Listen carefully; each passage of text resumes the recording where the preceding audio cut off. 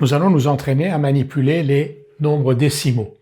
On nous donne a égale moins 1,13 et il faut compléter la phrase. Donc on nous dit que a égale moins 1,13 est un nombre décimal car, et on nous donne une fraction donc à compléter. Comment on peut écrire moins 1,13 sous la forme qui est indiquée là, donc pour montrer que petit a est effectivement un nombre décimal. Alors au dénominateur, qu'est-ce qu'il faut mettre? Oui, il faut mettre 113. Et par quoi faut-il diviser 113 pour obtenir 1,13? Parce que le moins, on l'a déjà ici. Il faut le diviser par 100. Donc a s'écrit sous la forme moins 113 sur 10 puissance 2, qui est donc la forme de la définition que l'on a donnée aux nombres décimaux. Moins 113 divisé par 10 puissance 2, donc un entier relatif divisé par une puissance de 10.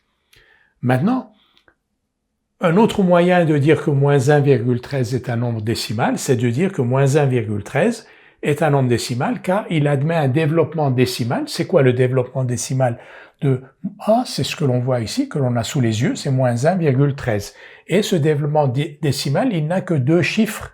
Ici, il n'en a pas plus. Donc a admet un développement décimal avec un nombre fini de chiffres.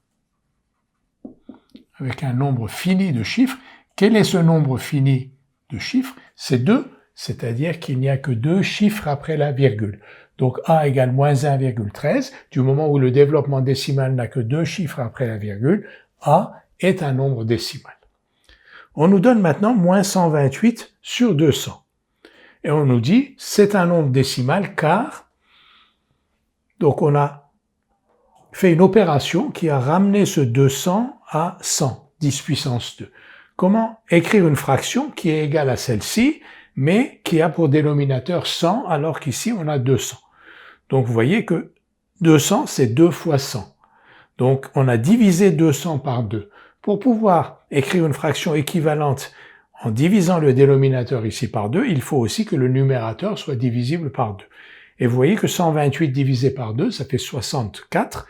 Donc b est égal à moins 64 sur 10 puissance 2. Si on multiplie par 2 ici, on a 128. Si on multiplie par 2 ici, on a 200. Donc b s'écrit bien sous la forme moins 64 sur 10 puissance 2. Et ça, c'est la forme classique pour qualifier un nombre b, dire que ce nombre b est un nombre décimal. Il s'écrit sous la forme moins 64 sur 10 puissance 2.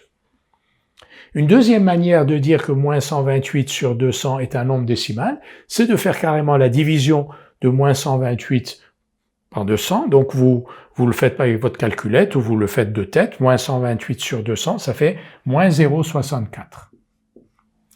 Alors donc comme b est égal à moins 0,64, il a donc un développement décimal avec un nombre fini de chiffres, c'est-à-dire 2. Il a 2 chiffres après la virgule, ça s'arrête là. Donc b ayant un développement décimal avec un nombre fini de chiffres et de ce fait un nombre décimal. Donc à chaque fois, 2 méthodes pour montrer qu'un nombre décimal. Une première méthode, l'écrire sous la forme donnée dans la définition, un entier relatif divisé par une puissance de 10. Une deuxième méthode, d'écrire sa forme décimale et de constater que cette forme décimale a un nombre de chiffres qui est fini.